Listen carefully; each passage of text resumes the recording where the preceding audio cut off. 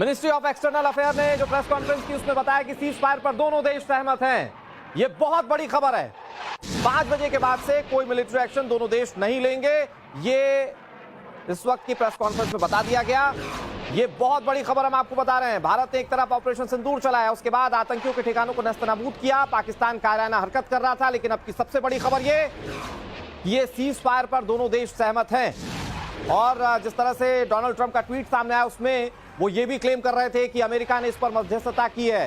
बातचीत के बाद सीज फायर पर फैसला हुआ। मिनिस्ट्री ऑफ एक्सटर्नल अफेयर ने ये बात कही। उन्होंने कहा कुछ कंडीशंस हैं, दोनों देशों पर ये कंडीशंस हैं, और शाम के 5 बजे से, यानी कि अब से तकरीबन 1 घंटे पहले ये सीज फायर पर सहमति हो गई है और दोनों देशों की ओर से किसी तरह की कोई मिलिट्री एक्सरसाइज एक दूसरे के खिलाफ नहीं की जाएगी। ये बड़ी खबर हम आपको बता रहे हैं।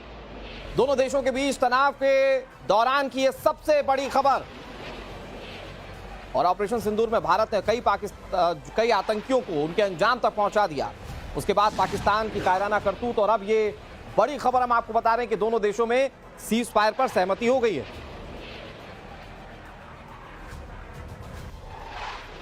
General of Military Operations of Pakistan called the Director General of Military Operations of India at 15:35 hours earlier this afternoon. It was agreed between them that both sides would stop all firing and military action on land and in the air and sea with effect from 1700 hours Indian Standard Time today. Instructions have been given on both sides to give effect to this understanding. The Directors General of Military Operations will talk again on the 12th of May at 1200 hours. Thank you.